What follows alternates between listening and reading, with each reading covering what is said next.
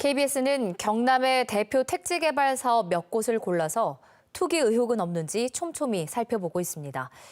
먼저 창원시가 대산면 제동리에 추진하고 있는 미니 신도시 사업을 들여다봤는데요.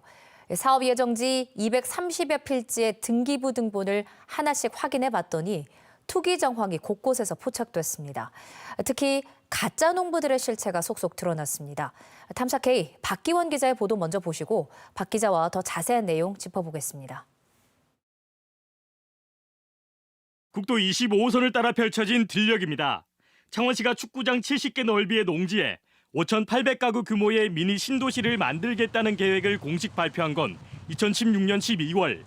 사업 예정지에 가봤습니다. 수박 재배가 한창인 2,030평의 농지.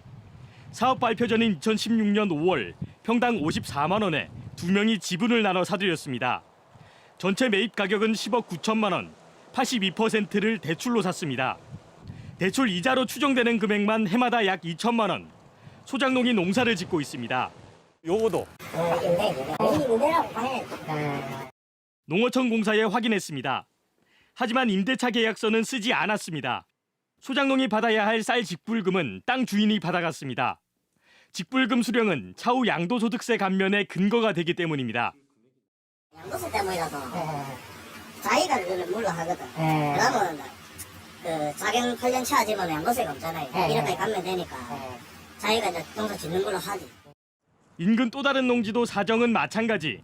도시개발사업 발표 전 5명이 지분을 나눠 사들인 930평 논입니다. 매입가 9억 3천만 원의 77%가 대출인데 논에 심어져 있는 것은 감나무와 매실나무 200그루가 전부입니다.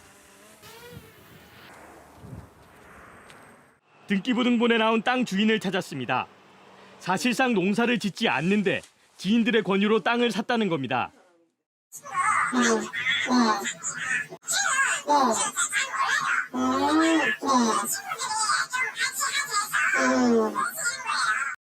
왕복 2차로 도로를 접한 금싸라기 땅입니다. 2016년 11월 논의 평당 매입 가격은 무려 200만 원. 2년 전까지 벼농사를 짓던 논에는 묘목이 빼곡하게 심겼습니다. 거의 다 나온다 아닙니까? 와 했는 거. 땅도 원래 안 높았어. 나무는 이제 이거 포기 이제 또 고상 나온다 아닙니까? 주말 체험 농장 목적으로 팔린 농지의 땅 주인도 모두 5명. 한 명당 지분이 1,000제곱미터를 넘지 않으면 농업 경영계획서를 따로 내지 않아도 됩니다. 이제 5분이서 이렇게 나눠 사셨던데 여기 집가를 보니까 농업진흥지역인 창원시 대산면 제동리 일대 토지 거래량은 2010년 17필지에서 2016년 87필지로 5배가 늘었습니다. 제동리 일대 논의 평균 실거래가는 2014년 평당 31만 원에서 2017년 46만 원, 사업 예정지는 60만 원 선입니다. 확정되기 전에 토지가 좀 많았지. 그러고 나서 이제 신도시 한다고 뭐 이제 이야기하고 나서 이제 땅값이 이제 거기다가 이제 불로 치는 거지. 사업 예정지 232필지의 등기부 등본을 모두 들여다봤습니다. 2016년 사업 발표 직전 시세보다 5배 넘는 금액에 팔리거나 대출 비율이 70%가 넘는 농지, 지분을 쪼개 팔린 농지만 모두 22필지. 경영계획서 열어보면 겨울에 맨날 중간부터 시작해서 하겠다 돼 있는데 막상 가보면 그렇게 안 되는 경우가 있잖아요. 창원시가 벌인 지난해 농지 실태 조사에서 불법 임대차나 형질 변경으로 적발된 건수는 모두 4건에 그쳤습니다. 탐사K 박기원입니다. 네, 이 소식 심층 취재하고 있는 박기원 기자와 좀 더 깊이 들여다보도록 하겠습니다. 박 기자, 이번 뉴스 보도하기 위해서 창원 제동지구 개발 사업도 230여 필지의 등기부 등본을 모두 다 들여다보셨다고 들었습니다. 고생이 많은데 먼저 실제로 농사를 짓는 사람이랑요, 가짜 농부를 어떻게 구분을 합니까? 이 땅을 이용하는 목적에 달려 있습니다.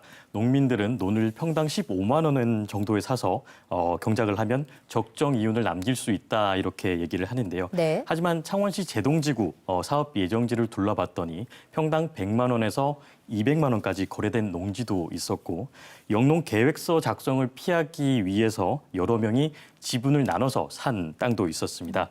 해마다 대출 이자만 수천만 원에 달하는데 대출금을 갚으면 오히려 손해를 보는 농사가 될 수 있다라는 게 농민들의 주장이고요. 이들이 비농업인 소위 가짜 농부라는 겁니다. 농지를 보니까 최대 82%까지 대출을 받아서 산 경우가 있더라고요. 이거 가능한 일입니까? 이들이 대출을 받은 금융기관에 직접 전화를 해봤는데 공식적으로는 70%까지 대출이 가능합니다. 하지만 여기에다가 농지의 여건 그리고 개인의 신용도에 따라서 최대 80%까지 대출이 가능하다 이렇게 얘기를 했는데요. 따라서 사업 직전에 최대한의 대출을 받아서 무리하게 땅을 매입했다라는 게 농민들의 이야기입니다. 이렇게 비농업인이 몰려서 사업 예정지와 그 주변 토지의 땅값을 끌어올리면서 농민들만 피해를 보고 있는 거죠. 실제 주민들에게 물어봤더니 대산면 농지의 한 60% 정도가 땅을 빌려서 농사를 짓고 있다 이렇게 얘기를 했습니다. 그리고 또 소작을 줄 때 이 임대차 계약서를 쓰지 않고 직불금을 땅 주인이 받아가면 이거는 불법입니까? 네, 농지법 위반입니다. 네. 계약서를 쓰지 않으면 땅 주인이 자격농 자격을 얻게 됐는데 예. 이 자격농 자격이 8년 정도 유지가 되면은 향후에 땅을 팔 때 양도소득세 감면을 최대 1억 원까지 감면을 받을 수 있는데요. 농민들은 이런 일이 비일비재하다라고 얘기를 하는데 확인하기는 정말 쉽지 않습니다. 임대차 계약서는 농어촌 공사에서 그리고 직불금 수령 여부는 농산물 품질관리원에서 그리고 농지원부와 농업경영계획서는 지자체에서 관리를 하고 있는데요.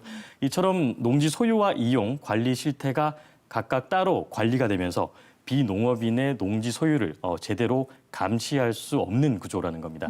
이런 구조가 어떻게 보면 투기를 키웠다고도 볼 수 있을 것 같은데 취재를 해보니까 투기 목적으로 농지를 사는 그러니까 가짜 농부들이 계속해서 끊이지 않는 이유는 뭐라고 보세요? 문제는 농지법에서 찾을 수 있을 것 같습니다. 이 농지법은 1996년도에 한 차례 개정됐는데 비농업인의 농지 소유가 이때부터 가능해졌습니다. 농지와 한 20km 거리 안에는 거주를 해야 된다.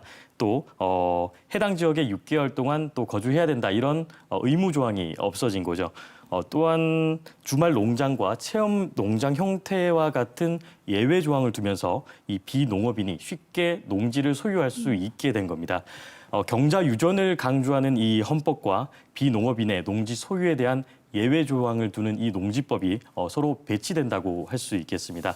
전문가와 농민들은 농지법을 이전처럼 다시 강화하고 투기 목적으로 농지를 산 경우에는 이를 환수해야 한다고 주장하고 있고 정치권에서도 관련 논의가 이어지고 있습니다. 네, 여기까지 듣겠습니다. 수고하셨습니다.